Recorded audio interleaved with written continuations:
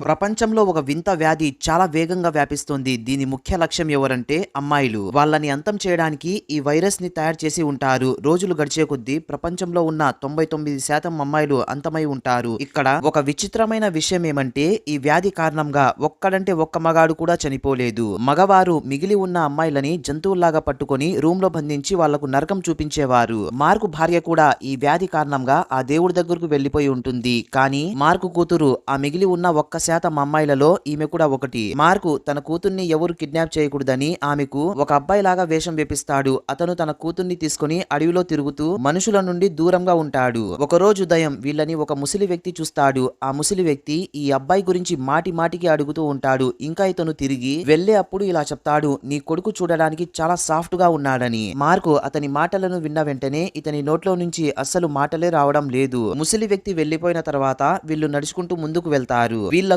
ఒక ఇల్లు కనిపిస్తుంది. దాంట్లో ఎవ్వరూ లేరు, కానీ దాంట్లో అన్ని సదుపాయాలుంటాయి. కూతురికి కూడా ఈ ప్రదేశం చాలా బాగా నచ్చుతుంది. దీంతో ఇతను కొన్ని రోజులు ఇక్కడే ఉందాం అని ఫిక్స్ అవుతాడు. కూతురు చూస్తే ఇక్కడ ఆడుకుంటూ ఉంటుంది. కానీ మార్కు ఎమర్జెన్సీ సిచ్యువేషన్ లో పారిపోవడానికి అంతా సిద్ధం చేసి పెడతాడు. సమయం గడిచే కొద్దీ వీళ్ళ దగ్గర ఉన్న ఆహార పదార్థాలు అయిపోతాయి. దీంతో వీళ్ళు సూపర్ మార్కెట్ కి వెళ్తారు. క్యాష్ కౌంటర్ లో ఉన్న వ్యక్తి మార్కుతో ఇలా చెప్తాడు, ఆడవారు చనిపోయిన తర్వాత ఇంకా పిల్లలు కూడా చాలా తక్కువగా పుడుతున్నారు. దీని కారణంగా సైంటిస్టులు ల్యాబ్ లో ఆర్టిఫిషియల్ అమ్మాయిలని పుట్టించడానికి ప్రయత్నిస్తున్నారు. మార్కు భయంతో తన కూతురు ఎక్కడ దొరికిపోతుందో అని ఇతను తొందరగా తన కూతురిని తీసుకుని అక్కడి నుంచి వెళ్లిపోతాడు. ఉదయం ఇతను న్యూస్ పేపర్ చదువుతూ ఉన్న సమయంలో ఇతను కిటికీలో నుంచి చూస్తాడు ఎవరో వస్తూ ఉండడం. సిటీలో ఉన్న వాళ్ళు ఇతన్ని గుర్తుపట్టి ఉంటారు. ఇంకా తన కూతుర్ని తీసుకుని వెళ్ళడానికి వస్తూ ఉంటారు. వీళ్ళు లోపలికి ఎంటర్ అయిన వెంటనే మార్కు తన కూతుర్ని తీసుకుని అక్కడి నుంచి పారిపోతూ ఉంటాడు. మార్క్ ఇంకా ఫైనల్ గా తన అవ్వ వాళ్ళ ఇంటికి వెళ్దామని ఫిక్స్ అవుతాడు. వీళ్ళు ఇలాగే నడుచుకుంటూ చాలా దూరం ప్రయాణిస్తారు. ఫైనల్ గా వీళ్ళు